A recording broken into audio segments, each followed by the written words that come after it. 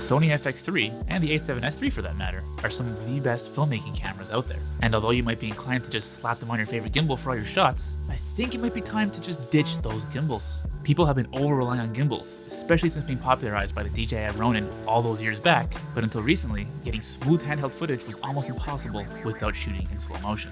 Well, all of that changed with the introduction of IBIS, or in-body image stabilization, and the Sony FX3 and the a7S III have some of the best IBIS systems out there today.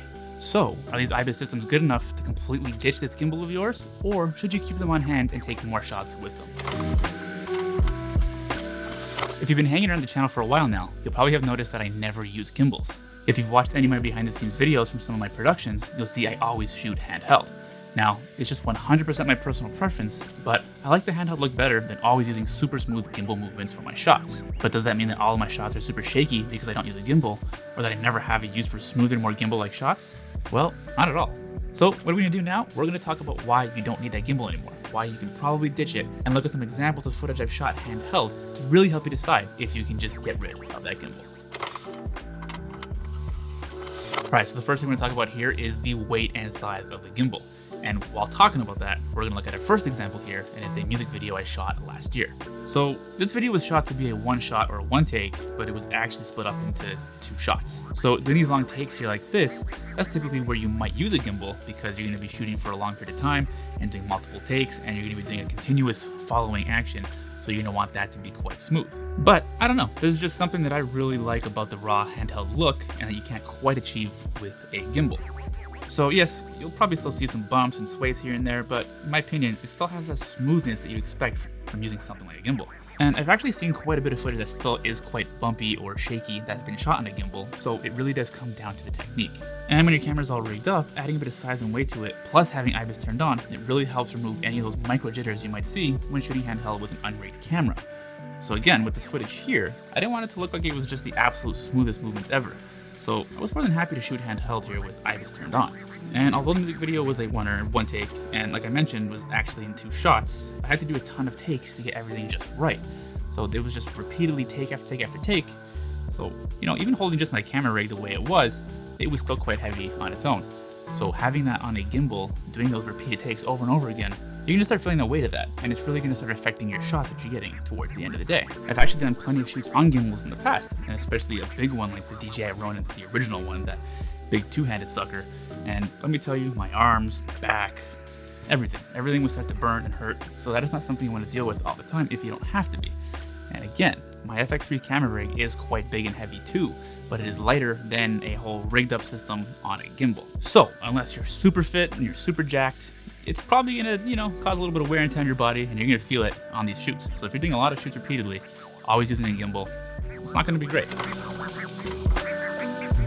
Alright, now we're going to talk about having more control with your camera and with your shots while shooting handheld versus on a gimbal. And before jumping into the second example over here, I just want to mention that I keep talking about handheld shooting. I'm talking about handheld shooting with IBIS here. Let's not forget that, because we're still talking about stabilized footage. You still want some of that smoothness and that stabilization to your shots. Alright, so let me just pull up this video here. Alright, so this is a campaign I shot for a major jewelry brand here in Canada. And I think a lot more of these shots here look like they could have been shot with a gimbal. So as you'll see, I have a lot of those slow panning, rotating shots of the jewelry, of the model, of the designer, and those are quite typical shots taken on a gimbal.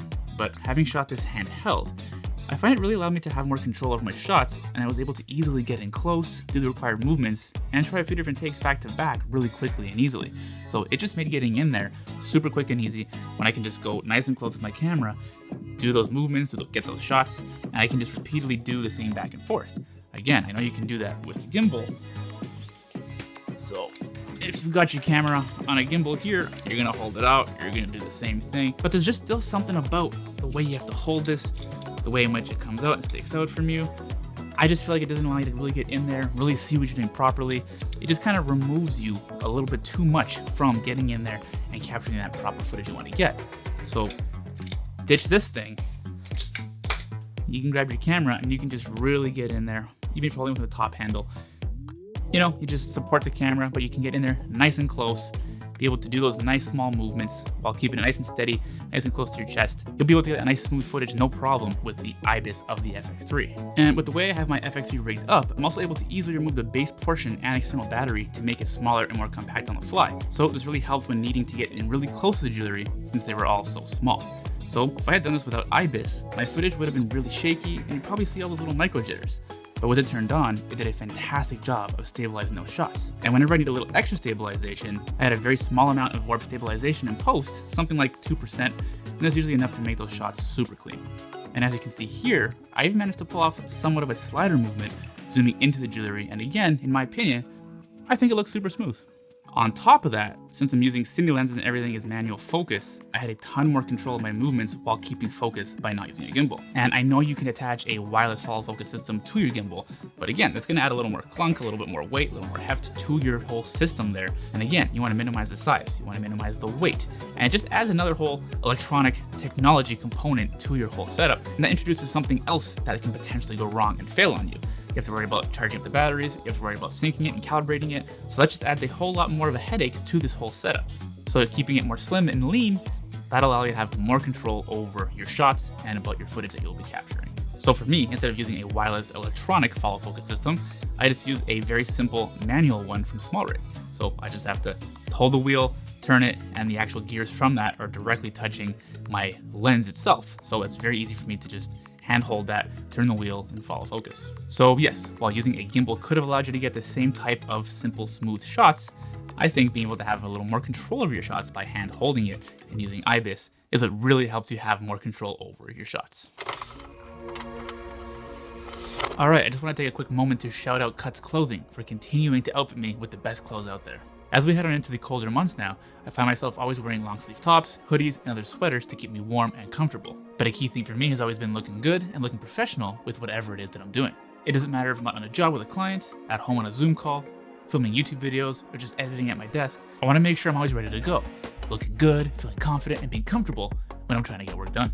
So Cuts has been outfitting me for over a year now, and I really do think these are some of the best clothes for content creators and filmmakers. And if some of you were a little apprehensive about making a purchase because they aren't exactly the cheapest clothes around, now is the perfect time to check them out because they have a Black Friday sale going on where you can save 25 to 50% off site-wide. So if you wanted to check Cuts Clothing out, now is the perfect time as the Black Friday sale is just starting. It runs from Thursday, November 10th to Thursday, December 1st. And as they've recently released their winter collection, you can take advantage of getting awesome new items like their Sherpa sweaters. As the cooler weather starts to come in, the key is to dress warm and comfortable, and these Sherpa sweaters are absolutely the answer. This is the biggest sale they have all year long, so you're not going to want to miss this sale. If you want to check it out, you can just head on over to the link in the description down below.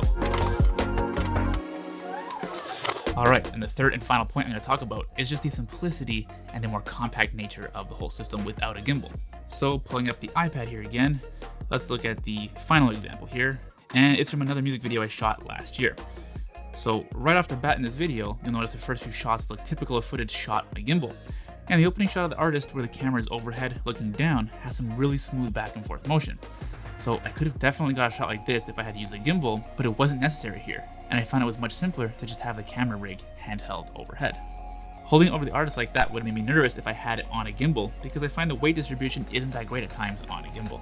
So if we grab the gimbal for a minute, you either have to hold it with both hands like from the bottom here and try to do that kind of overhead motion there, or if you got those handlebars, you'd be kind of holding it from the sides there.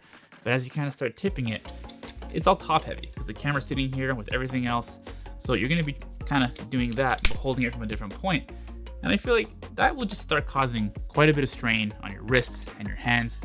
And that's not great. And that's when I'd be kind of worried about dropping that on my talent on the artist. When you've got just the handheld camera and you're holding it like that, again, you have a lot more control over that. It's smaller, it's more compact, so there's less of a chance of something going wrong and dropping it, hurting your talent, or even breaking your camera. So having it in a small rig setup like that, which is more compact, allows you to get in there up close and more personal and more intimate with your shoot, with your shots, which really helps to get shots like these. My rig is still not the lightest thing in the world, but I still found it wasn't too challenging to hold it over the artist like that. And now if we look at some of these other shots where I'm following the artist around, that's what people typically use gimbals for. But with the amount of movement in a video like this, I find it can almost be counterintuitive, and you may miss your mark more often than not, and very quickly notice how your camera and shots seem to be playing catch up, where you might overshoot the action and pan too far over and then have to kind of come back and reframe again. So with these type of handheld movements, it's much easier to track the motion when you have a simpler, more compact setup. And when combined with the FX3's IBIS, it makes your shots so much smoother while retaining that handheld look.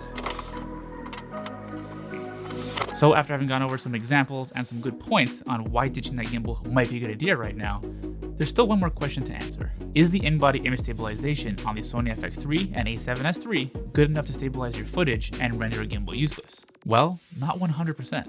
I still think gimbals have very specific uses, and when used in the right context, in the right scenario, you can still get a much better shot in a lot easier.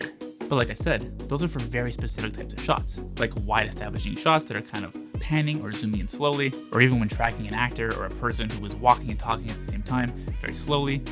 You're going to want to use a gimbal for those type of shots to keep it very slow, steady, and smooth. But as an overall general use type of thing, I really think it's time to stop over-relying on your gimbal and really just start getting more hands-on and handheld with your camera. I think it'll only make you a much better filmmaker and really help you hone your craft.